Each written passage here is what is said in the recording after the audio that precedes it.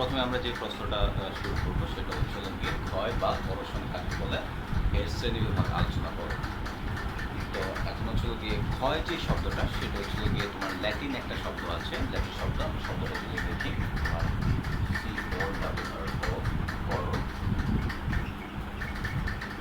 করোডার করোডার নামে একটা শব্দ আছে, ল্যাটিন একটা শব্দ।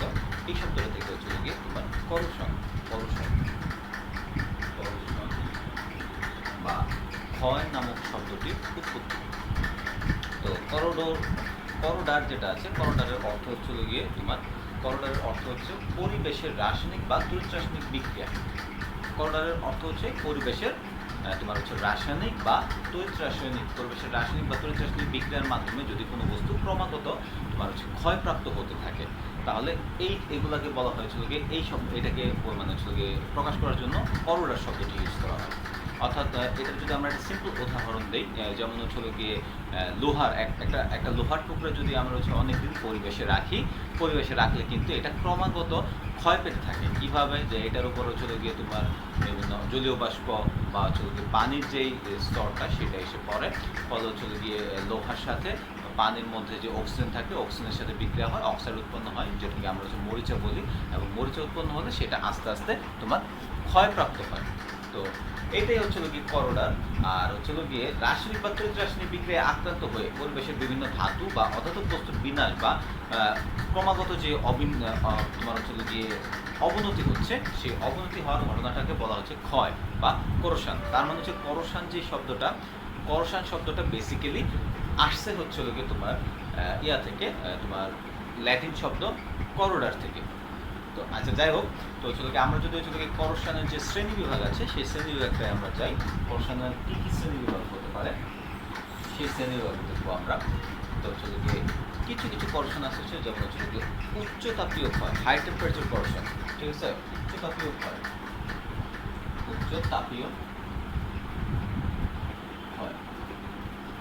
এই উচ্চতাপীয় ক্ষয়ের ক্ষেত্রে তোমার হচ্ছে গিয়ে আমরা যদি বলি যে জিনিসটা কি, ধাতব সংকর হচ্ছে কি, যখন একাধিক ধাতু মিলিয়ে হচ্ছে একটা সংকর তৈরি করা হয় ইলেকট্রোলাইটের উপস্থিতিতে।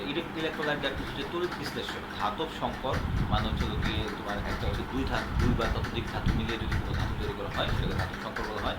সেটাকে যদি আমরা ইলেকট্রোলাইটের উপস্থিতিতে বলতে বোঝাচ্ছে হচ্ছে গিয়ে ইলেকট্রোলাইট, যেটা হচ্ছে তড়িৎ বিশ্লেষের এখানে যদি হচ্ছে মধ্যে রাখলে তোমার হচ্ছে গিয়ে তোমার পরিবেশের কোনো মৌল বা মৌলের সাথে বিক্রিয়া করে, তখন হচ্ছে গিয়ে এই যে ধাতব সংকটটা হচ্ছে পরিবেশের কোনো ধাতু বা মৌলের সাথে বিক্রিয়া করে হচ্ছে গিয়ে সেটা ক্ষয়প্রাপ্ত হয়। এটাকে হচ্ছে তোমার হচ্ছে গিয়ে প্রত্যক্ষ সম্মেলন ক্ষয় বলা হয়, ডিরেক্ট কম্বিনেশন ক্ষয়।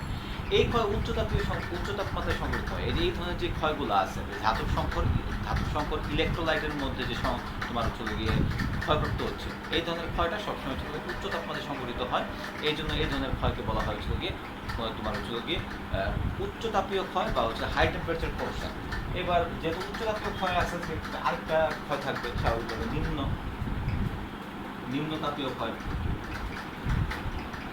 আমরা যদি নিম্ন তাপীয় ক্ষয় কোনো ধাতু বা ধাতু সংকর ইলেকট্রোলাইটের উপস্থিতিতে পরিবেশের কোনো যৌগ বা মৌলের সাথে বিক্রিয়া করে যে ক্ষয় হয় সেটাকে হচ্ছে তোমার পরোক্ষ সম্মেলন ক্ষয় বলা হয়।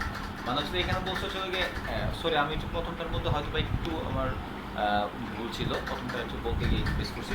প্রথমটার ক্ষেত্রে হচ্ছে ইলেকট্রোলাইটের অনুপস্থিতিতে, প্রথমটার ক্ষেত্রে উচ্চতাপীয় ক্ষয়ের ক্ষেত্রে হবে হচ্ছে গিয়ে তোমার ইলেকট্রোলাইটের উপস্থিতি ব্যতিরেক যদি হচ্ছে গিয়ে তোমার কোনো মৌল বা যৌগের সাথে বিক্রিয়া করে ক্ষয়প্রাপ্ত হয়, সেটাকে উচ্চতাপীয় ক্ষয় বলা হয়, ঠিক আছে? আর নিম্নতাপীয় ক্ষয় যেটা আছে, কোনো ধাতু বা ধাতু সংকর ইলেকট্রোলাইটের উপস্থিতিতে যদি অন্য কোনো মৌল বা যৌগের সাথে বিক্রিয়া করে ক্ষয়প্রাপ্ত হয়, তাহলে সেটাকে আমরা বলতেছি হচ্ছে নিম্নতাপীয় ক্ষয়। তাহলে এটা হচ্ছে তোমার ইলেকট্রোলাইটের উপস্থিতিতে, ইলেকট্রোলাইটের উপস্থিতিতে, আর এটা হচ্ছে ইলেকট্রোলাইট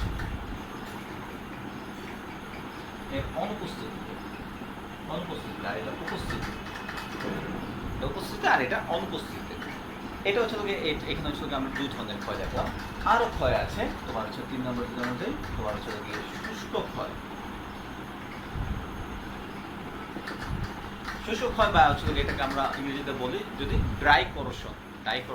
ডাইভারশনটা হচ্ছে গিয়ে যে সকল পরোক্ষ ক্ষয় হচ্ছে গিয়ে তোমার শুষ্ক গ্যাস বা বাষ্পজাতীয় ইলেকট্রোলাইটের উপস্থিতিতে সংঘটিত হয়।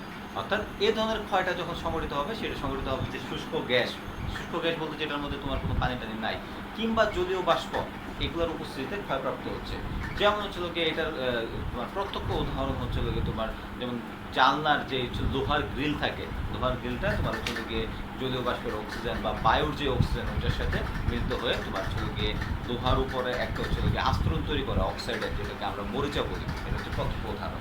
আচ্ছা, এটাকে আমরা শুষ্ক ক্ষয় বলতেছি। শুষ্ক ক্ষয় বলে শুকনো ক্ষয় আর কি। এবার হচ্ছে 4 নাম্বার হচ্ছে গিয়ে তোমার শুষ্ক যেহেতু আছে হচ্ছে গিয়ে আর্দ্র ক্ষয়। আচ্ছা, আর্দ্র ক্ষয় এটা হচ্ছে গিয়ে যে পরোক্ষ ক্ষয় হচ্ছে গিয়ে তোমার তরলটা কি হতে পারে? তরলটা পানি হতে পারে, তরলটা হতে পারে হচ্ছে অম্ল, তরলটা হতে পারে ক্ষার।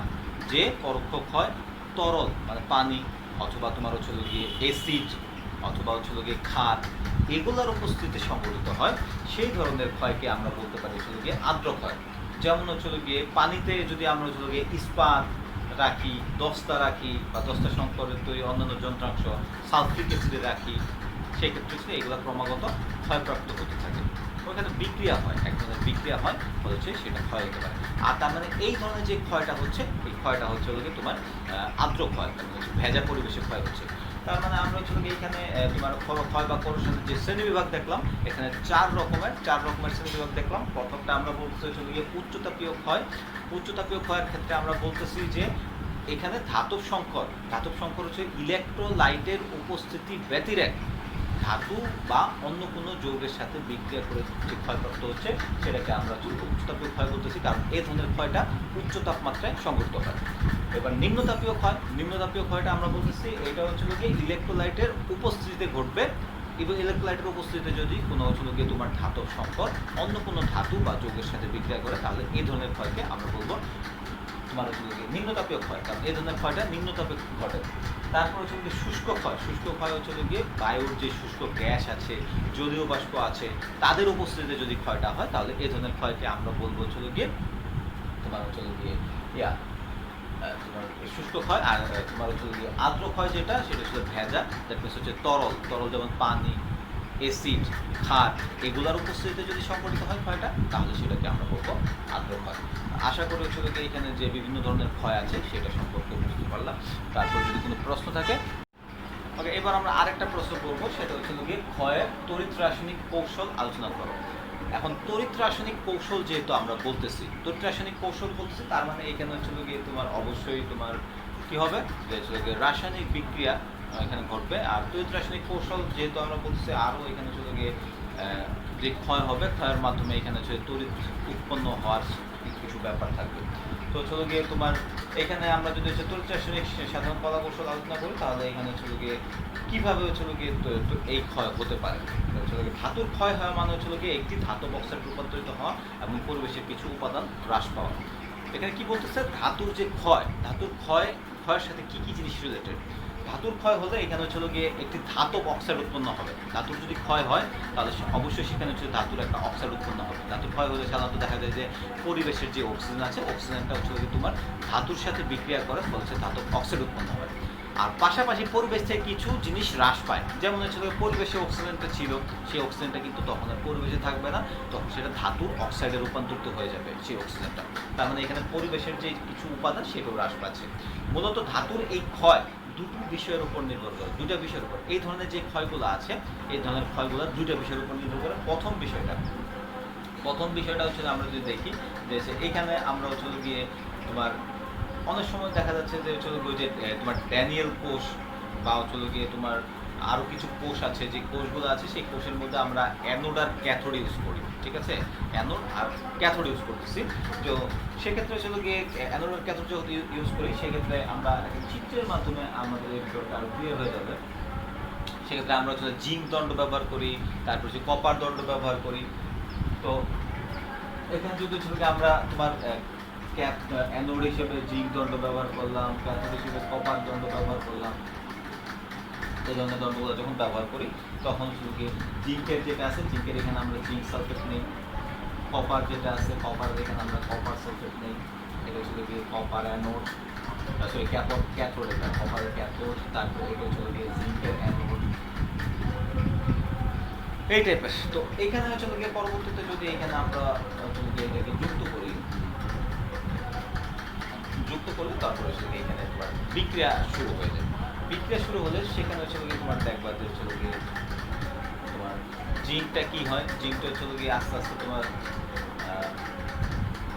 ইলেকট্রন ত্যাগ করে, জিঙ্ক 2 প্লাস দুটো ইলেকট্রন ত্যাগ করে, আবার কপার 2 প্লাস, এখানে হচ্ছে জিঙ্ক 2 প্লাস আয়নও আছে আর এখানে কপার 2 প্লাস আয়নও আছে। তো কপার 2 প্লাস আয়ন সে আবার হচ্ছে দুটো ইলেকট্রন গ্রহণ করে, সেটা কপার হয়। এই ধরনের যে বিক্রিয়াগুলো হচ্ছে, ঠিক আছে, এই বিক্রিয়ার মাধ্যমে তোমার হচ্ছে গিয়ে ধাতু ক্ষয়প্রাপ্ত হতে পারে, ঠিক আছে। তো এইটা একটা প্রসেস, এই প্রসেসের মাধ্যমে হতে পারে যেখানে হচ্ছে গিয়ে এটা তড়িৎ রাসায়নিক কৌশল, জারণ বিজারণ হচ্ছে, এক জায়গায় জারণ হচ্ছে, এক জায়গায় বিজারণ হচ্ছে, এইভাবে ধাতু ক্ষয়প্রাপ্ত হতে পারে। আর আরেকটা সরাসরি হচ্ছে তোমার আমরা যদি বিদ্যুৎ পরিবহন করি, সরাসরি বিদ্যুৎ পরিবহন করার মাধ্যমে হচ্ছে হতে পারে যে এই বিদ্যুৎ প্রবাহ বাহ্যিক প্রভাবে হয়ে থাকে। বিদ্যুৎ প্রবাহ এটা হচ্ছে আমরা একটা ধরলাম হচ্ছে গিয়ে যে বৈদ্যুতিক কোষ, এটা হচ্ছে বৈদ্যুতিক কোষের মাধ্যমে দেখালাম, এটা হয়। আরেকটা হতে পারে তোমার হচ্ছে গিয়ে সরাসরি বিদ্যুৎ প্রবাহ,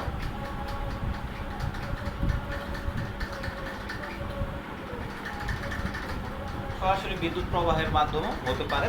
তো এই বিদ্যুৎ প্রবাহের মাধ্যমে হওয়ার ক্ষেত্রে যেটা আছে, এই বিদ্যুৎ প্রবাহের জন্য একটি মাধ্যম বা পরিবাহীর প্রয়োজন হয়। বিদ্যুৎ প্রবাহের জন্য একটা মাধ্যম বা পরিবাহীর প্রয়োজন হয়। অনেক সময় আমরা কোষের মধ্যে ওই যে ইলেকট্রোলাইটিক কোষ বা তড়িৎ বিশ্লেষ্য কোষ যেটা বলি, এটা তো যেটা দেখো বাইরে কিন্তু কোনো কোষ নাই, ঠিক আছে, বাইরে কিন্তু কোষ নাই। অনেক সময় কিন্তু আমরা বাইরে কোষ থাকে, বাইরে হচ্ছে গিয়ে আমরা যদি একটা সিম্বলিক একটা কোষ আঁকার চেষ্টা করি, এখানে দেখো যদি এরকম হয় তাহলে কিন্তু এখানে হচ্ছে একটা বাইরে একটা বর্তনী বা হচ্ছে একটা কোষ আছে যেখান থেকে আমরা বিদ্যুৎ প্রবাহিত করি। বিদ্যুৎ প্রবাহিত করলে তখন এইখানে যে হচ্ছে ধাতু বা হচ্ছে তোমার যে তোমার ইসের ধাতব লবণ বা অন্য তড়িৎ বিশ্লেষ্য পদার্থের যে যৌগটা থাকে, সেই যৌগটা যে তড়িৎ বিশ্লেষিত হয়, তড়িৎ বিশ্লেষিত হয়ে তোমার তোমার অ্যানোডে বা ক্যাথোডে যায়, ক্যাথোডে যাইলে তারপরে তাদের হচ্ছে গিয়ে অনেক সময় হচ্ছে গিয়ে ক্যাথোড থেকে তখন হচ্ছে অ্যানোড থেকে যদি ক্যাথোডের দিকে যায়, এটা হচ্ছে অ্যানোড, যদি ক্যাথোড হয় তখন হচ্ছে দেখা যাচ্ছে গিয়ে এইখান থেকে ক্ষয়প্রাপ্ত হচ্ছে, অ্যানোড হচ্ছে গিয়ে ক্ষয়প্রাপ্ত হচ্ছে। এই ধরনের যে বিক্রিয়া এগুলো হচ্ছে সরাসরি বিদ্যুৎ প্রবাহের দ্বারা, আর হচ্ছে বাইরে থেকে আমরা দিচ্ছি। আর অনেক সময় হচ্ছে ভিতরে বিক্রিয়া হচ্ছে, ভিতরে বিক্রিয়া হওয়ার মাধ্যমে ক্ষয়প্রাপ্ত হচ্ছে। তো এই দুই ধরনের মাধ্যমেই হয় তোমার। এটাই হচ্ছে ক্ষয়ের তড়িৎ রাসায়নিক সাধারণ কলা কৌশল, যেটা হচ্ছে গিয়ে একটা হচ্ছে গিয়ে আমরা সরাসরি হচ্ছে বিক্রিয়ার মাধ্যমে হতে পারে, আর এটা হচ্ছে বাইরে থেকে আমরা বিদ্যুৎ প্রবাহের মাধ্যমে হতে পারে। তো এই দুটার ক্ষেত্রে কিন্তু আমরা হচ্ছে ওই যে একটা পার্থক্য বলছিলাম যে তড়িৎ রাসায়নিক কোষ আর এটা হচ্ছে তড়িৎ বিশ্লেষ্য কোষ। সো ওইটার সাথে এটা অনেকটা যায়। আমরা যদি এই কোষটাকে চিন্তা করি, এই কোষটা হচ্ছে গিয়ে তোমার তড়িৎ রাসায়নিক কোষ, যেখানে কোষের ভিতরে বিক্রিয়া হচ্ছে। আবার হচ্ছে আমরা যদি হচ্ছে গিয়ে এই কোষটা সম্পর্কে চিন্তা করি, এই কোষটা সম্পর্কে চিন্তা করলে এখানে যেটা হচ্ছে, এখানে হচ্ছে বাইরে থেকে আমরা হচ্ছে গিয়ে সাপ্লাই দিচ্ছি, বাইরে থেকে সাপ্লাই দিচ্ছি, আর তারপরে ওই সাপ্লাই থেকে হচ্ছে বিদ্যুৎ উৎপন্ন হচ্ছে। তার মানে এটা হচ্ছে গিয়ে তড়িৎ বিশ্লেষ্য কোষ। সো একটাতে হচ্ছে গিয়ে ভিতরে বিক্রিয়ার মাধ্যমে তোমার ক্ষয়প্রাপ্ত হচ্ছে, আর হচ্ছে বাইরে থেকে বিদ্যুৎ প্রবাহের মাধ্যমে ভিতরে ক্ষয়প্রাপ্ত হচ্ছে। এই হচ্ছে দুইভাবে সাধারণত ক্ষয়প্রাপ্ত হতে পারে। এটাই হচ্ছে গিয়ে ক্ষয় বা তোমার ক্ষয়ের তড়িৎ রাসায়নিক সাধারণ কৌশল যেটা আমরা বলতেছি, ঠিক আছে। তো এই প্রশ্ন সম্বন্ধে যদি কোনো ক্ষয়তত্ত্বের সাহায্যে লৌহ ক্ষয়ের কৌশল আলোচনা করো, ক্ষয় বা করোশন রোধ করার উপায় আলোচনা করো। তাহলে এখানে কিন্তু হচ্ছে দুইটা জিনিস আমরা পাচ্ছি। একটা হচ্ছে তোমার আমরা দেখতেছি হচ্ছে গিয়ে ক্ষয়তত্ত্বের সাহায্যে লৌহ ক্ষয় কৌশল, তার মানে হচ্ছে লোহাটা কীভাবে ক্ষয়প্রাপ্ত হয় সেই জিনিসটা আমরা ফার্স্টে দেখবো। আর পাশাপাশি হচ্ছে গিয়ে কোনো কিছু যদি ক্ষয় রোধ করতে হয়, রোধ করতে গেলে তাহলে আমরা কী কী স্টেপ নিতে পারি সেই জিনিসগুলো আমরা আলোচনা করবো এখানে। প্রথমে আমরা আসি যে হচ্ছে গিয়ে লোহা কেন ক্ষয় হচ্ছে। লোহা ক্ষয় হওয়ার মেন কারণ যেটা হচ্ছে সেটা হচ্ছে গিয়ে লোহায় মরিচা উৎপন্ন হয়। লোহার যে উপরি স্তর আছে, আমরা যদি হচ্ছে গিয়ে বলি যে এটা হচ্ছে একটা লোহার রড, তো হচ্ছে গিয়ে এই সাইডে তোমার হচ্ছে কি পানি বা হচ্ছে গিয়ে জলীয় বাষ্প, পানি বা জলীয় বাষ্প বা হচ্ছে বায়ুর যে অক্সিজেন, ওইটা এখানে হচ্ছে আক্রমণ করে বা এটা এই সারফেসের সাথে বিক্রিয়া করে। সারফেসের সাথে বিক্রিয়া করলে কি হয়, সারফেস ওই যে উপরের দেখবা যে হচ্ছে গিয়ে তোমার বাদামি বা হচ্ছে গিয়ে ধূসর বর্ণের একটা হচ্ছে গিয়ে পদার্থ উৎপন্ন হয়, যেটাকে যদি আমরা হালকা টোকা দিই, টোকা দিলে ঝোর করে পড়ে যায়, ঝোর করে পড়ে যায়। ওই যে পদার্থটা উৎপন্ন হয় সেটাই হচ্ছে গিয়ে মরিচা, যেটাকে আমরা হচ্ছে সংকেত হিসেবে যদি দেখাতে, সংকেত হিসেবে দেখালে আমরা দেখতে পারি Fe2O3 ইন্টু হচ্ছে গিয়ে XH2O, সংকেত হিসেবে আমরা এটা দেখাতে পারি। অর্থাৎ হচ্ছে গিয়ে এখানে তোমার হচ্ছে গিয়ে এটা হচ্ছে গিয়ে মরিচার সংকেত। আমরা যদি আরো স্পেসিফিকলি বলি, এটা হচ্ছে মরিচার সংকেত। তো এইভাবেই যান্ত্রিক এবং রাসায়নিক দুইভাবে হচ্ছে গিয়ে আমরা যদি বলি যে ক্ষয়টা কীভাবে হতে পারে, ক্ষয়টা দুইভাবে হতে পারে, একটা যান্ত্রিকভাবেও হতে পারে আর একটা রাসায়নিকভাবে হতে পারে। রাসায়নিকভাবে যেটা হয়, রাসায়নিকভাবে হচ্ছে গিয়ে তোমার এই যে এরকম রাসায়নিক বিক্রিয়ার মাধ্যমে যদি ক্ষয়প্রাপ্ত হয়, সেটাকে আমরা বলতে পারি রাসায়নিকভাবে ক্ষয়প্রাপ্ত হলো। আর যদি ক্ষয়টা হয় যে হচ্ছে যান্ত্রিকভাবে, যান্ত্রিকভাবে অনেক সময় হচ্ছে যন্ত্র একটার উপর দিয়ে আরেকটা ঘুরতেছে, ঘর্ষণ লাগতেছে, ঘর্ষণের ফলে তোমার ক্ষয়প্রাপ্ত হতে পারে, সেটাকে হচ্ছে যান্ত্রিক ক্ষয় বলা হয়। যান্ত্রিক পদ্ধতিতে ধাতুর ক্ষয়কে বলা হয়, দেখো আমরা বলতেছি যান্ত্রিক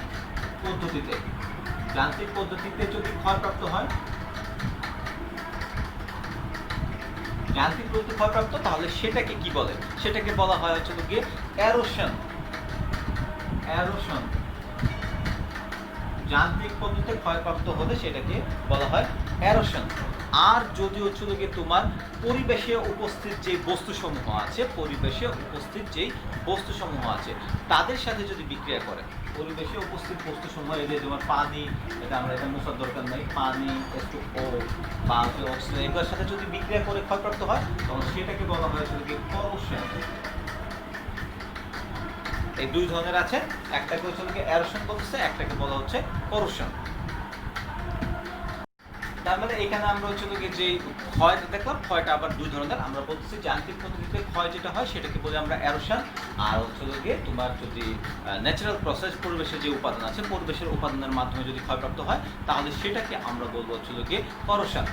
তো লোহার যে তোমার ক্ষয়টা হয়, সেই ক্ষয়টা হচ্ছে কি ক্ষয়তত্ত্ব যেটা আছে, ক্ষয়তত্ত্ব যদি আমরা আলোচনা করি, ক্ষয়তত্ত্বটা হচ্ছে কি বেসিক্যালি তোমার এই যে বায়ুর যে উপাদান, তোমার হচ্ছে কি অক্সিজেন, তারপর হচ্ছে পানি, এদের উপস্থিতিতে যে হচ্ছে ক্ষয়টা হয়, সেটাকে হচ্ছে ক্ষয়তত্ত্বের কৌশল বলা হয়। সো এই ক্ষয়তত্ত্বের কৌশল যেটা আছে, সেটাই আমরা হচ্ছে কি এখন দেখবো, এই কৌশলটা যেটা আমরা বলছি লৌহ ক্ষয়ের কৌশল আলোচনা করবো ক্ষয়তত্ত্বের সাহায্যে। তো সেটা আমরা বিক্রিয়ার মাধ্যমে দেখবো। চলো আমরা বিক্রিয়ার মাধ্যমে দেখি কিভাবে ক্ষয়প্রাপ্ত হচ্ছে। প্রথমে যদি আমরা বলি যে হচ্ছে গিয়ে, আমি তো বলছি যে হচ্ছে গিয়ে বায়ুর অক্সিজেন এবং হচ্ছে গিয়ে জলীয় বাষ্প বা পানি যেটাই বল না কেন, ওইটার সাথে তোমার হচ্ছে যুক্ত হয়ে তোমার হচ্ছে গিয়ে মরিচা তৈরি করতেছে। এটা হচ্ছে গিয়ে আচ্ছা, লোহার পৃষ্ঠতলে অপ্রত্যক্ষ বা পানির উপস্থিতিতে বহু সংখ্যক ভোল্টার কোষ গঠিত হয়। ভোল্টার কোষ বলতে হচ্ছে গিয়ে এক ধরনের কোষ তৈরি হয়, একটা সার্কেল তৈরি হয়। আর্দ্র পরিবেশে পানির সংস্পর্শে লোহা এসব কোষের অ্যানোড গঠন করে এবং ইলেকট্রনের মাধ্যমে তোমার ইলেকট্রন ত্যাগের মাধ্যমে আয়রন 2 গঠন করে। আমরা বলতে হচ্ছে গিয়ে যখন তোমার হচ্ছে গিয়ে তোমার লোহের সারফেসের মধ্যে অক্সিজেন আসতেছে, জলীয় বাষ্প মানে পানি আসতেছে, তখন হচ্ছে গিয়ে এখানে একটা কোষের মতো সৃষ্টি হয়, যেটাকে আমরা ভোল্টার কোষ বলতেছি। ভোল্টার কোষের ন্যায় একটা কোষের মতো সৃষ্টি হয়, এবং যেখানে তোমার হচ্ছে গিয়ে অ্যানোড হিসেবে তোমার হচ্ছে গিয়ে দায়িত্ব পালন করা হচ্ছে গিয়ে তোমার লোহা। অ্যানোড হিসেবে যদি দায়িত্ব পালন করে, তো অ্যানোড নর্মালি কি করে, অ্যানোড হচ্ছে গিয়ে ইলেকট্রন ত্যাগ করে। সেক্ষেত্রে তখন হচ্ছে গিয়ে এই আয়রন যেটা আছে, সে হচ্ছে গিয়ে ইলেকট্রন ত্যাগ করে, আয়রন 2+ হয়ে যায় আর 2টা ইলেকট্রন ছেড়ে দেয়। এটা হচ্ছে গিয়ে তোমার কোষ গঠনের ফলে এটা যেহেতু অ্যানোড হচ্ছে, অ্যানোড। এই হচ্ছে গিয়ে প্রথম স্টেপ। তারপরে আমরা যাচ্ছি এইবার হচ্ছে গিয়ে এই আয়রন যেটা আছে, আয়রনটা হচ্ছে বাতাসের অক্সিজেন আবার এখন যেহেতু হচ্ছে তোমার সে ইলেকট্রন ত্যাগ করতেছে যেহেতু, তাহলে কেউ না কেউ তো ইলেকট্রন গ্রহণ করবে। চলো এবার ইলেকট্রনকে গ্রহণ করতেছে সেটা আমরা দেখি। বায়ুতে আছে হচ্ছে জলীয় বাষ্প, যেটাকে আমরা হচ্ছে H2O বলতেছি। জলীয় বাষ্পের সাথে আরো কি আছে, জলীয় বাষ্পের সাথে আছে হচ্ছে আরো অক্সিজেন আছে, যেগুলো আমরা বলতেছি বারবার যে জলীয় বাষ্প এবং অক্সিজেন কার সাথে বিক্রিয়া করতেছে, তোমার হচ্ছে আয়রনের সাথে। তো এইটা হচ্ছে তোমার অ্যানোড হিসেবে কাজ করতেছে, ইলেকট্রন ত্যাগ করতেছে। আর এই যে পানি, তারপর হচ্ছে অক্সিজেন, যেটা আমরা বলছি পানি আমরা জলীয় বাষ্প বলি, ইটস বেটার। জলীয় বাষ্প, তারপর হচ্ছে অক্সিজেন, এরা হচ্ছে এই যে দুটো ইলেকট্রন গ্রহণ করে, দুটো ইলেকট্রন গ্রহণ করলে তারা হচ্ছে এরকম আয়ন তৈরি করে, হাইড্রোক্সিল আয়ন গ্রহণ করে হাইড্রোক্সিল আয়ন তৈরি করে। ঠিক আছে? তোমরা দেখো এখানে হচ্ছে সহজেই কিন্তু এটা বুঝতে পারো, এখানে দুইটা হাইড্রোজেন আছে, এখানে একটা অক্সিজেন, এইখানে হচ্ছে একটা অক্সিজেন, তাহলে হচ্ছে কয়টা হলো? দুইটা হাইড্রোজেন, দুইটা অক্সিজেন, তাহলে হচ্ছে 2OH। আর হচ্ছে কি এরকম গ্রহণ করছে, এই জন্য হচ্ছে এটা মাইনাস জারণ মানে আছে। তাহলে এবার যদি আমরা টোটাল বিক্রিয়াটা দেখাই, টোটাল বিক্রিয়াটা দেখালে এখানে আমাদের কি হচ্ছে, আমরা দেখো টোটাল বিক্রিয়াটা আমরা এই দুইটাকে যদি হচ্ছে যোগ করে দেখাই, যোগ করে দেখাইলে আমাদের হচ্ছে এখানে থাকতেছে Fe বিক্রিয়া করতেছে, Fe সাথে H2O বিক্রিয়া করতেছে, আর সাথে হচ্ছে O2 বিক্রিয়া করতেছে, আর ইলেকট্রন এই সাইডে দুইটা আছে আর ওই সাইডে দুইটা আছে, এই সাইডে দুইটা আর ওই সাইডে দুইটা, তাহলে ইলেকট্রন দুইটা কাটাকাটি হয়ে যাচ্ছে, কাটাকাটি হলে ইলেকট্রন থাকবে না। আর এখান থেকে আমরা পাচ্ছি হচ্ছে কি Fe2 প্লাস 2OH মাইনাস। তো এইটা পাইছে। এখন এই দুইটা মিলে তখন কি চৌকতরি করে, এই দুইটা মিলে দেখো হচ্ছে কি FeOH হোল 2, এটা হচ্ছে ফেরাস হাইড্রোক্সাইড, ফেরাস হাইড্রোক্সাইড তৈরি করে, ফেরাস হাইড্রোক্সাইড তৈরি করে। তো এতটুকু পর্যন্ত নিশ্চয়ই বুঝতে পারছো। এবার আমরা সামনে যাই। তার মানে প্রথমে এই অক্সিজেন আর হচ্ছে জলীয় বাষ্প মিলে আয়নের সাথে যখন বিক্রিয়া করলো, আয়নের সাথে বিক্রিয়া করলে আমরা এখান থেকে ফেরাস অক্সাইড পেলাম। এবার ফেরাস অক্সাইড আসলো FeOH2, এটা আবার হচ্ছে তোমার যে অক্সিজেন আছে, আবার হচ্ছে জলীয় বাষ্প আছে, এটার সাথে আবার বিক্রিয়া করবে, আবার বিক্রিয়া করলে এই দুটোর বিক্রিয়া আমরা Fe2O3 into 3 অণু পানি পাবো, Fe2O3 into 3 অণু পানি। এই যে কম্পোজিশনটা, এই কম্পোজিশনটাকে বলা হয় মরিচা, এই কম্পোজিশনটাকে বলা হয় মরিচা, যেটা হচ্ছে লোহার উপরে এবার হচ্ছে আস্তরণ হিসেবে পড়ে। তো দেখবা যে হচ্ছে বাদামি কালারের হয়, বাদামি কালারের হলে একটা হচ্ছে ঝুরঝুরে টাইপের একটা পদার্থ উৎপন্ন হয়, যেটাকে আমরা হচ্ছে হালকা টাচ করলে বা হচ্ছে টোকা দিলেই সেটা ঝুরঝুর করে নিচে পড়ে যায়। তো হচ্ছে পড়ে গেলে তো সেখান থেকে তাহলে আমরা হচ্ছে দেখা যায় যে লোহার যে সারফেসটা আছে সেই সারফেসটা এখানে ক্ষয়প্রাপ্ত হয়ে যাচ্ছে। তো এইটাই হচ্ছে তোমার লৌহ ক্ষয়ের কৌশল, ক্ষয় তত্ত্ব অনুসারে। ঠিক আছে? তো এখন আরেকটা প্রশ্ন যেটার সাথে আমরা অ্যাড করে দিয়েছিলাম যে ক্ষয় বা কোরোশন রোধ করার কি কি উপায় আছে। এখন যেহেতু হচ্ছে এটা ক্ষয়প্রাপ্ত হচ্ছে, লোহাটা ক্ষয়প্রাপ্ত হয়ে যাচ্ছে, তাহলে তার মানে কি এখানে আমরা বুঝতেছি যে লোহার যে সারফেস আছে, লোহার যে সারফেস আছে সেই সারফেসটা কি হচ্ছে তোমার হচ্ছে গিয়ে ওই বাইরের যে পদার্থ অক্সিজেন বা পানি তার সংস্পর্শে আসতেছে, সংস্পর্শে আসার ফলে কিন্তু এই ক্ষয়টা ঘটতেছে। এখন তাহলে আমাদের কি করতে হবে? আমাদের যেটা করতে হবে সেটা হচ্ছে গিয়ে যেন অক্সিজেন বা জলীয় বাষ্প এটা লোহার কন্ট্রাক্টে না আসতে পারে, এই ব্যবস্থা করতে হবে। এখন যদি আমরা এই ব্যবস্থা করতে যাই, এই ব্যবস্থা করতে গেলে আমাদের কি প্রসেস আছে, কি প্রসেসের মাধ্যমে আমরা এই ব্যবস্থাটা করতে পারি।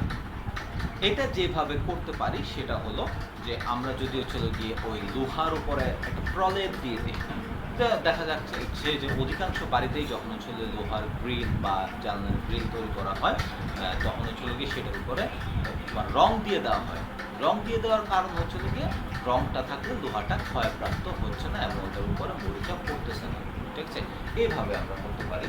আর কি কি করতে পারি যে ধাতব পদার্থের উপর অধিক সক্রিয় যেভাবে তোমার বার্নিশ দিতে পারি, তারপরে চলে গিয়ে তোমার রং দিতে পারি। এই একটা প্রসেসের মাধ্যমে আমরা এটাকে হচ্ছে বাইরের যে উপাদান আছে সেই উপাদান থেকে আলাদা করে রাখতে পারি। তারপরে ধাতব পদার্থের উপর যেই ধাতুটাকে আমরা সিকিউর করতে চাই সেইটার উপর যদি তার চেয়ে অধিক কোনো ধাতুর প্রলেপ দিয়ে দিই, ঠিক আছে, তাহলে সেটা সিকিউর থাকবে। ঠিক আছে? মানে একটা ধাতু তোমার হচ্ছে গিয়ে যে সারফেসটা সেই সারফেস যদি আরেকটা ধাতু প্রলেপ দিয়ে দিই সেটাকে হচ্ছে গিয়ে তোমার গ্যালভানাইজিংও বলে বা ইলেকট্রোপ্লেটিং বলে, ইলেকট্রোপ্লেটিং। তারপরে হচ্ছে আরও আমরা দেখি যে হচ্ছে গিয়ে এই যে তোমার ছেলেরা হচ্ছে গিয়ে বা মেয়েরা যে ঘড়ি পরে, ঘড়ির যে চেইনটা আছে, ঘড়ির চেইনটা কিন্তু হচ্ছে দেখা যায় চকচকে সুন্দর তোমার হচ্ছে গিয়ে একটা সিলভার কালার টাইপের থাকে। এটাও কিন্তু ভিতরে দেখবো যে ছোটো লোহা, ভিতরে লোহা, কিন্তু এটা কিন্তু বাইরে থেকে তোমার নিকেল বা হচ্ছে গিয়ে স্ট্যানাম, নিকেল বা স্ট্যানাম, নিকেল বা স্ট্যানাম এগুলার প্রলেপ দেওয়া হয়। এগুলার প্রলেপ দিলে ধাতুর ক্ষয় রোধ করা যায়। তারপর হচ্ছে গিয়ে আবার অনেক সময় হচ্ছে গিয়ে ধাতুর উপরে পেইন্ট, বার্নিশ, আলকাতরার প্রলেপও দেওয়া হয়। আলকাতরার প্রলেপ দিলে হচ্ছে গিয়ে এটা লং লাস্টিং করে। এরকম আরও আছে যে অনেক সময় লোহাকে অধিক সক্রিয় ধাতুর উপস্থিতিতে ক্যাথোড হিসেবে ব্যবহার করা হয়। আমরা এখানে লোহা যে ক্ষয় হয়েছিল, ক্ষয় হওয়ার কারণ হিসেবে আমরা দেখছিলাম যে লোহাটা অ্যানোড হিসেবে কাজ করতেছে। এখন যদি আমরা কোনো মেকানিজম করি, যে মেকানিজমে লোহাটাকে আমরা হচ্ছে ক্যাথোড হিসেবে রাখতে পারি, লোহাটাকে যদি আমরা ক্যাথোড হিসেবে রাখি তাহলে কিন্তু এখানে আর এই ধরনের লোহা যে ইলেকট্রন ত্যাগ করবে সেটা কিন্তু হবে না, ফলে হচ্ছে লোহার ক্ষয়টা দূর হয়ে যাবে। তাহলে ক্যাথোড হিসেবে ব্যবহার করতে গেলে অবশ্যই সেখানে লোহার যে সক্রিয় আরেকটা যে ধাতু, সেই ধাতুটাকে আনতে হবে। ওইটাই আমরা বলছিলাম যে হচ্ছে গিয়ে কোনো কিছুর উপরে তার যে সক্রিয় ধাতুর প্রলেপ দেওয়া, যেমন লোহার উপরে যদি আমরা জিঙ্কের প্রলেপ দিই, জিঙ্কটা এখানে অ্যানোড হিসেবে কাজ করবে আর লোহাটা ক্যাথোড হিসেবে কাজ করবে। তাহলে লোহা যদি ক্যাথোড হিসেবে কাজ করে তাহলে লোহা ইলেকট্রন ত্যাগ করবে না, সেই ইলেকট্রন গ্রহণ করবে, অন্যদিকে জিঙ্ক ইলেকট্রন ত্যাগ করবে, তাহলে লোহার আর ক্ষয় হবে না। এই আর কি। তো এই ধরনের বিভিন্ন যে 4-5টা প্রসেস, অর্থাৎ হচ্ছে কি আমরা হচ্ছে পেইন্ট বা বার্নিশ বা আলকাতরা প্রলেপ দেওয়ার মাধ্যমে রক্ষা করতে পারি। তারপরে আমরা হচ্ছে গিয়ে কোনো ধাতুর উপরে তার যে সক্রিয় কোনো ধাতুর প্রলেপ দিয়ে বা গ্যালভানাইজিং করতে পারি। তারপরে হচ্ছে গিয়ে যে লোহা বা এই ধরনের যে ধাতু যেগুলো হচ্ছে সহজে ক্ষয়প্রাপ্ত হয়, এগুলোর উপর আমরা ইলেকট্রোপ্লেটিং করতে পারি। ইলেকট্রোপ্লেটিংয়ের ক্ষেত্রে আমরা হচ্ছে নিকেল, স্ট্যানাম এই ধরনের ধাতু ইউজ করতে পারি। আর ইলেকট্রোপ্লেটিং সম্পর্কে তোমাদের জানা আছে, ওই চামচের উপরে যে হচ্ছে গিয়ে একটা প্রলেপ তৈরি করে, ঠিক আছে।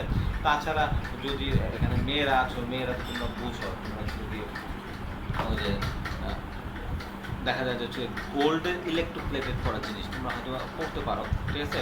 অনেক অনেক ক্ষেত্রে দেখা যায় রূপার উপরে গোল্ডের ইলেকট্রোপ্লেটিং করা হয়, ঠিক আছে।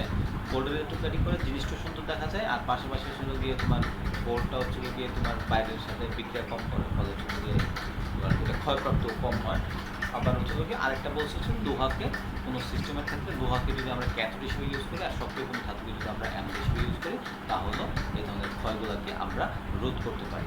তাহলে এই ছিল হচ্ছে আমাদের ক্ষয়ক্ষতির সাহায্যে লৌহ ক্ষয়ের কৌশল এবং ক্ষয় বা কৌশল রোধ করার জন্য আমরা কী কী স্টেপ নিতে পারি সেই সম্পর্কে এখানে আলোচনা করা হলো। এবার আমরা লাস্ট একটা প্রশ্ন আলোচনা করব আপনাদের জন্য, ক্ষয় বা কর্ষণের বিভিন্ন রূপ আলোচনা করা। ক্ষয় বা কর্ষণের বিভিন্ন রূপ, আমরা ক্ষয় নিয়ে আলোচনা করতেছি। লাস্ট 2-3টা প্রশ্নে আমরা পড়লাম হচ্ছে ক্ষয় নিয়ে। এই যে ক্ষয়ের আবার হচ্ছে বেশ কিছু রূপ আছে। রূপটা হচ্ছে এরকম যে ক্ষয়টা কিভাবে হচ্ছে, যে ক্ষয়টা নিয়ে আমরা আলোচনা করতেছি সেই ক্ষয়টা কিভাবে হচ্ছে, সেই জিনিসগুলোই হচ্ছে গিয়ে তোমার ক্ষয়ের বিভিন্ন রূপ। ক্ষয়টাকে ভিতর থেকে হচ্ছে না বাইরে থেকে হচ্ছে নাকি সাইড থেকে হচ্ছে, ক্ষয়টা কিভাবে হচ্ছে, সেটাই হচ্ছে ক্ষয়ের বিভিন্ন রূপ। আমরা যদি প্রথম যেই তোমার যে রূপটা আছে সেই রূপটা সম্পর্কে বলতে যাই, সেটা হচ্ছে প্রথম হচ্ছে সম আকৃতির ক্ষয়। সম আকৃতির ক্ষয়, সম আকৃতির ক্ষয় সম্পর্কে যদি আমরা বলি, সেটা হচ্ছে পরিবেশের সাথে বিক্রিয়ার ফলে ধাতব পদার্থের সমগ্র তল বিন্যাস, পরিবেশের সাথে বিক্রিয়া হওয়ার ফলে ধাতব পদার্থের সমগ্র তল বিন্যাস বা আস্তরণ আক্রান্ত হওয়াকে সম আকৃতির ক্ষয় বলা হয়। অর্থাৎ এটাকে যদি আমরা আরো স্পেসিফিকলি বলি যে হচ্ছে গিয়ে সম আকৃতির ক্ষয়টা এরকম যে লোহার টুকরা রাখলাম পরিবেশে, লোহার টুকরা পরিবেশে রাখলে তখন হচ্ছে গিয়ে তোমার যেটা হয় যে সব দিক দিয়ে ধরো যে অক্সিজেন এই দিক দিয়ে সমভাবে সব দিক দিয়ে ক্ষয় হচ্ছে, সমভাবে সব দিক দিয়ে ক্ষয় হচ্ছে। যদি সমভাবে সব দিক দিয়ে ক্ষয় হয় তাহলে এই ধরনের যে ক্ষয়, এই ধরনের ক্ষয়কে আমরা বলবো সম আকৃতির ক্ষয়। আর ঠিক এই ক্ষয় একটা নির্দিষ্ট বিন্দু থেকে শুরু হলেও ধীরে ধীরে সমগ্র তলে ছড়িয়ে পড়ে, মানে ক্ষয়টা হচ্ছে সব দিক দিয়ে সমানভাবে ছড়িয়ে পড়ে। এটা নর্মালি হচ্ছে আমরা দেখি যে হচ্ছে তোমার যে কোনো কিছু যখন আমরা বাইরে ফেলে রাখি অনেকদিন ধরে, পানি বা জলীয়বাষ্পের সংস্পর্শে আসে, দেখবা যে সব দিক দিয়ে একই রকমভাবে মরিচা পড়ে গেছে। এই ধরনের যে ক্ষয়টা, এই ধরনের ক্ষয়কে আমরা বলবো সম আকৃতির ক্ষয়, যেটাকে হচ্ছে ইউনিফর্ম পোরশন বলা হয়। আমরা যদি ইংরেজিতে বলি ইউনিফর্ম পোরশন।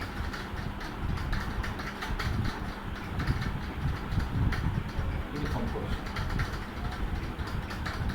তার মানে হচ্ছে ক্ষয়টা সব দিক দিয়ে একটা নির্দিষ্ট বিন্দু থেকে শুরু হলো, সব দিক দিয়ে সমানভাবে ক্ষতিগ্রস্ত হবে বা ক্ষয় হবে, এটাকে হচ্ছে সম আকৃতির ক্ষয় বলতে হয়। এইটা একটা রূপ। আরেকটা হচ্ছে ক্ষয়ের রূপ, এটা হচ্ছে গিয়ে পিটিং ক্ষয়।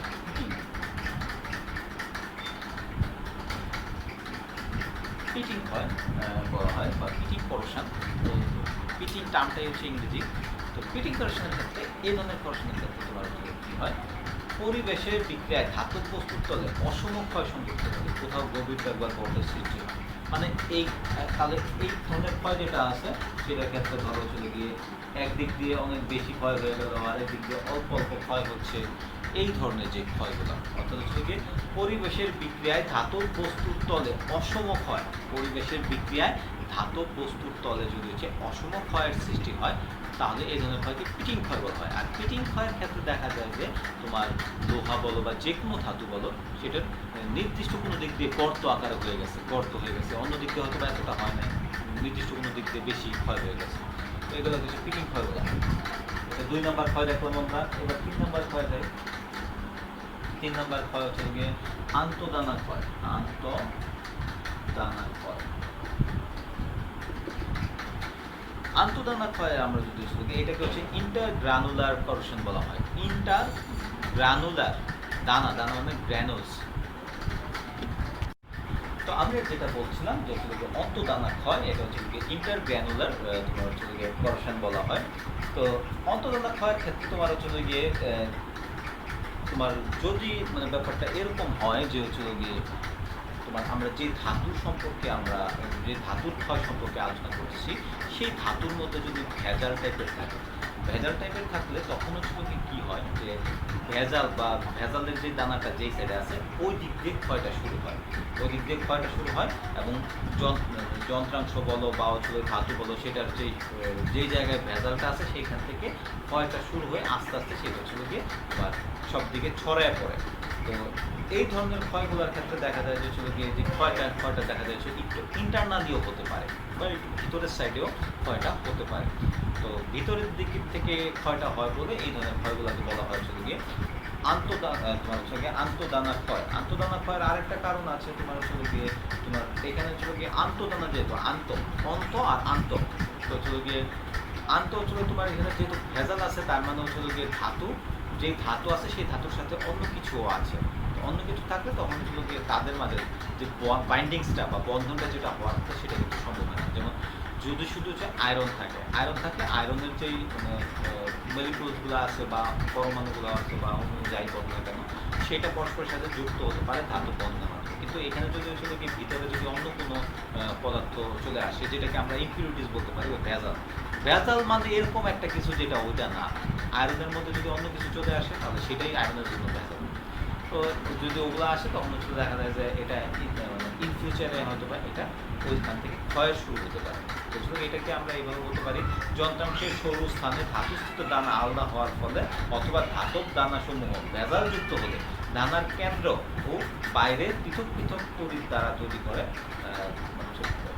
দানার কেন্দ্র যেটা আছে সেই কেন্দ্র থেকে ক্ষয়টা শুরু হয়। আর এই ধরনের ক্ষয় সংঘটিত হলে সেটাকে হচ্ছে আন্তঃদানা ক্ষয় বলা হয়, যেটাকে আমরা ইংরেজিতে বলি হচ্ছে ইন্টারগ্রানুলার করেশন। এটা এক ধরনের ক্ষয় আমরা মধ্যে বলবো। 4 নাম্বার আছে হচ্ছে ইরোশন।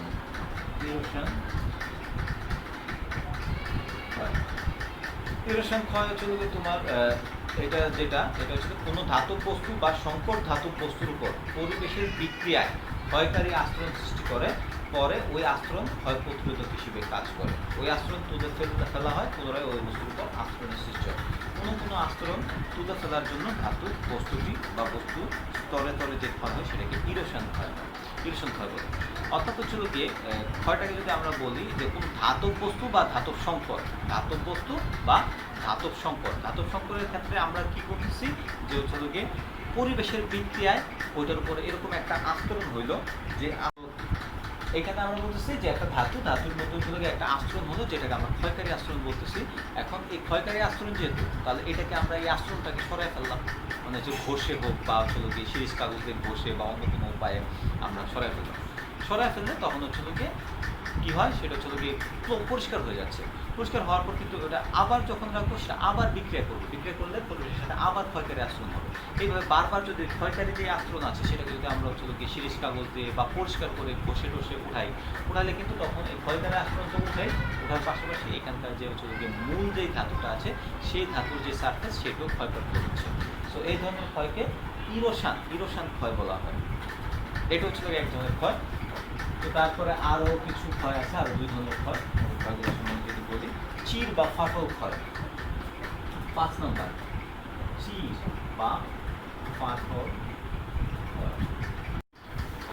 আমরা চির ফাটল বলতেছিলাম। চির ফাটলটা হচ্ছে গিয়ে ধাতুর পৃষ্ঠের মধ্যে যদি কোনো দ্রবণ জমে থাকে, তো দ্রবণটা ওখানে বিক্রিয়া করে। যদি ধাতুর পৃষ্ঠের মধ্যে দ্রবণ জমে আসে, দ্রবণ বা পানির কোনো জমে থাকে, তাহলে এখানে যে বিক্রিয়া করবে, এই বিক্রিয়া থেকে তোমার হচ্ছে গিয়ে এখানে একটা চির হয়ে যেতে পারে, যেটাকে আমরা বলি হচ্ছে গিয়ে চির বা ফাটল ক্ষয়। আর লাস্ট হচ্ছে গিয়ে আমরা 6 নম্বর যদি দেখি, 6 নম্বর হচ্ছে গিয়ে তোমার পীড়নজনিত ক্ষয়।